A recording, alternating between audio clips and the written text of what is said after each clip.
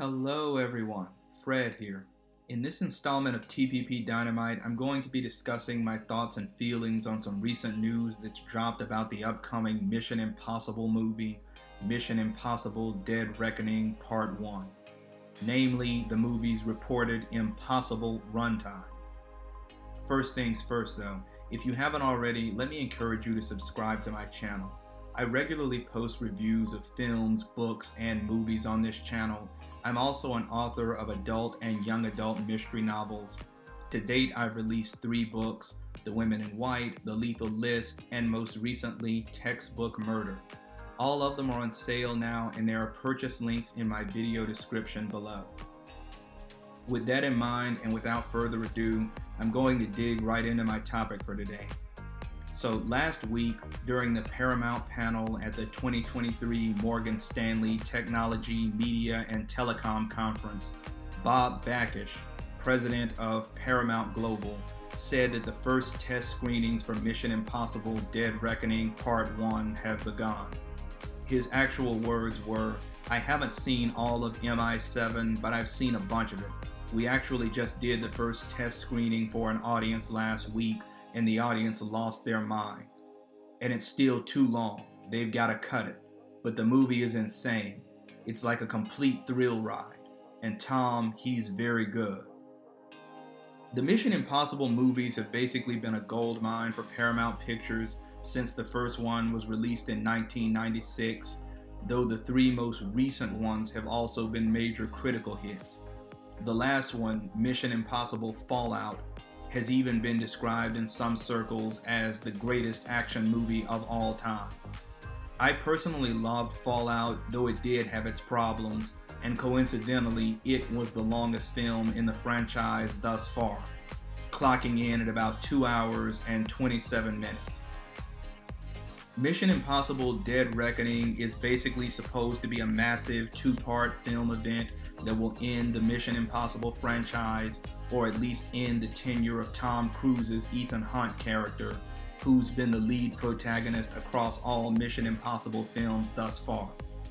That's been announced and confirmed by several reputable sources, even though Christopher McQuarrie, the director of the last 2 films, has been dodgy with plenty of double talk when asked if Tom Cruise will be retiring from Mission Impossible after Dead Reckoning. Anyway, since Dead Reckoning Parts 1 and 2 are supposed to capstone the Mission Impossible franchise, or at least Tom Cruise's time in it, you'd almost expect them to run a little longer in order to tie off all loose ends and deliver the most memorable finale that fans could expect or deserve. But if you believe some of the more recent reports, and my disclaimer here is that none of these reports have been confirmed by Paramount, Mission Impossible Dead Reckoning Part 1 is currently running at about 3.5 hours. And if that's true, then it makes sense why Bob would want to whittle it down. The shorter a movie is, the more money it makes. Shorter movies can be played for a price in theaters more times a day. Fans are more likely to buy tickets to movies that don't drag forever.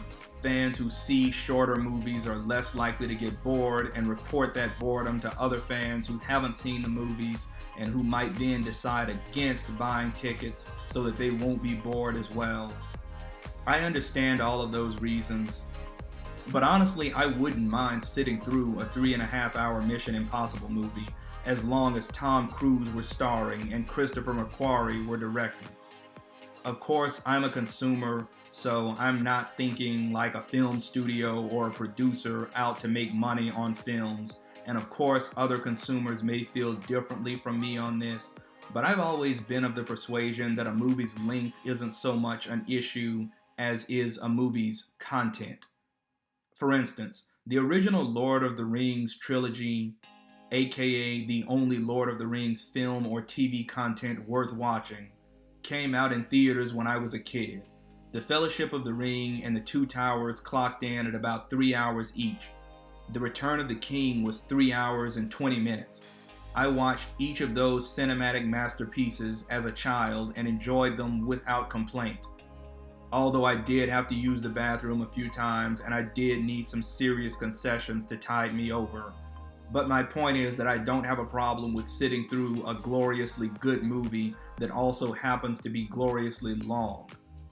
And I've got every reason to believe that Mission Impossible Dead Reckoning Part 1 will be a gloriously good movie. Say what you will about Tom Cruise's wacky religious beliefs or his control freak nature or his other personal failings, the man is a cinematic perfectionist who has always understood the assignment when it comes to making movies. His first and only goal has always been to entertain the audience with the best content possible. He's had a few flops, of course, and he's not infallible, but he's one of very few producers in Hollywood who've resisted the temptation over the years to go woke or to pull back on what fans want to see in favor of preaching to them or getting with the times or representing the world around them, whatever on earth that means. And it shows. His latest movie, Top Gun Maverick, was a dream. He delivered just what fans desired, and they responded in kind by turning out until the film made over $1 billion in post-COVID box office funds. And that's really saying something. Again, it was post-COVID. The post-COVID Hollywood box office. Steven Spielberg himself has reportedly praised that film as being the movie that saved Hollywood.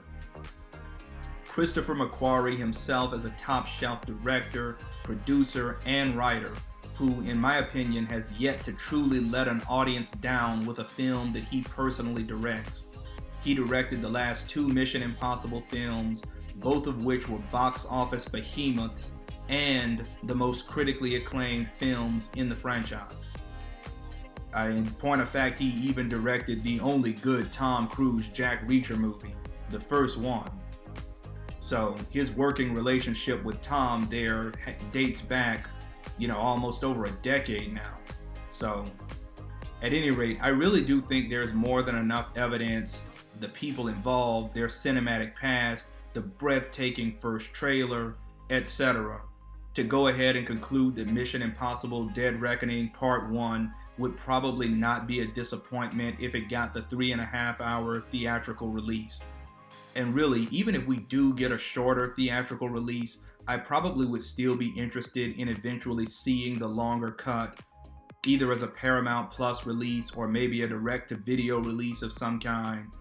The extra material would probably just add depth to the characters and stories presented in the film. At any rate, if you agree or even disagree, let me know. How do you all feel about the possibility of a 3.5-hour Mission Impossible film? Sound off in the comments below. If you like this video, don't forget to leave a like, click subscribe, and please ring that bell. So long.